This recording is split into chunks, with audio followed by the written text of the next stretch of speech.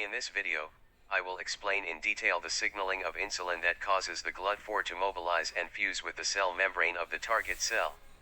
So let's get started. First, let us understand the basics of insulin circulation. The essential organs required to understand the mechanism are shown here. When glucose enters the digestive system from diet, it enters the blood and circulates throughout the body. This activates beta cells of islets of Langerhans of pancreas to release insulin into the blood. Insulin will travel in the blood and bind to its receptor on the target cell, which is muscle cell or it can be adipocyte. Insulin will then pass the signal to the vesicle-containing glucose transporter, that is Glut4, to mobilize and fuse with the cell membrane. Now, this Glut4 will allow glucose from blood to enter the cell. This video will explain this mechanism in detail. Other signals are also sent inside the cell that induces glycogen synthesis, anabolism, growth, etc., which I will explain in my upcoming videos. Briefly, when glucose enters the blood, it will activate beta cells of islets of Langerhans to release insulin, which will then enter the blood and reach the target tissue. In this case, target cells considered are adipocytes and myocytes. Vesicle-containing Glut4 in the cytoplasm and the insulin receptor is a transmembrane protein which has 2 alpha subunits and 2 beta subunits is shown. Insulin will bind to the alpha subunit which is located on the exterior of the cell. This will cause the activation of the receptor. Here the detailed mechanism of receptor activation is shown. The insulin receptor is a heteromeric protein having 320 kilodalton molecular weight. The cytosolic region of beta subunit possesses several tyrosine residues. When insulin binds to the receptor, the alpha subunits will drive the change in the conformation of beta subunits. This causes autophosphorylation of various tyrosine residues in the beta subunit. Thus, the tyrosine residues will become phosphotyrosine, which will then act as second messengers.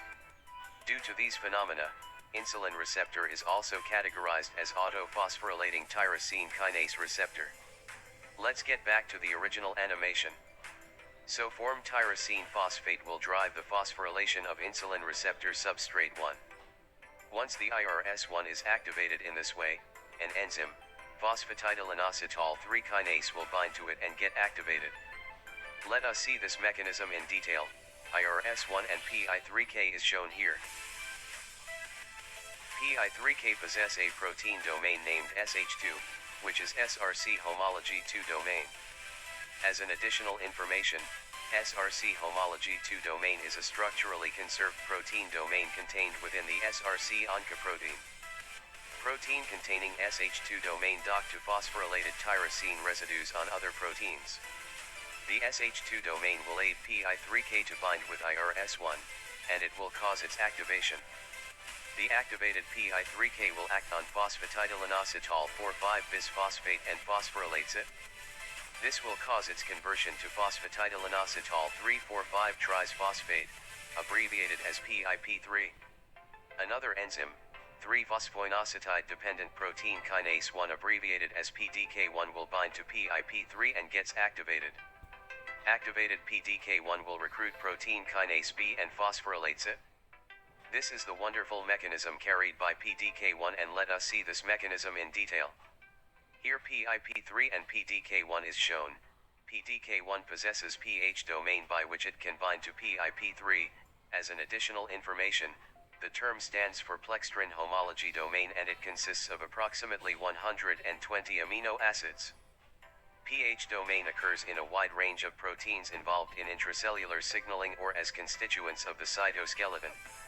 There is another domain in PDK1, that is kinase domain. When PDK1 binds to PIP3, its kinase domain will get activated. It will then recruit protein kinase B and phosphorylates it. Phosphorylated PKB will promote clathronated movement of Glut4. This will cause the secretory vesicles containing Glut4 to migrate and fuse with the cell membrane. This will ultimately cause the Glut4 to get embedded in the cell membrane, by which glucose molecules from blood can enter into the target cell.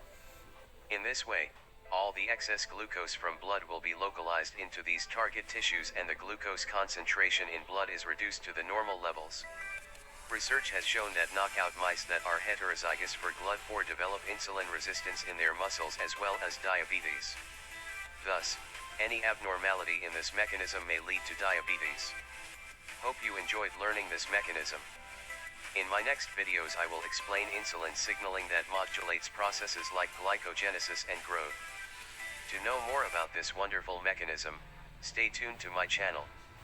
Hope you enjoyed my video and feel free to share, like and comment.